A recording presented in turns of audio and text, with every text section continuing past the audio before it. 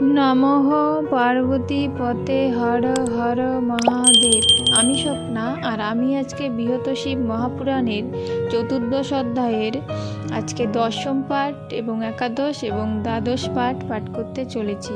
তো তোমরা সকলে চলে এসো বৃহৎ শিব মহাপুরাণের মধুর বাণী শ্রবণ করতে।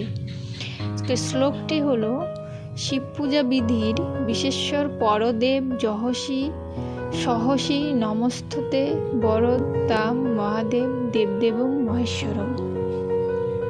শ্লোকটির মানে আজকে দশম পাঠ থেকে পাঠ করতে চলেছি।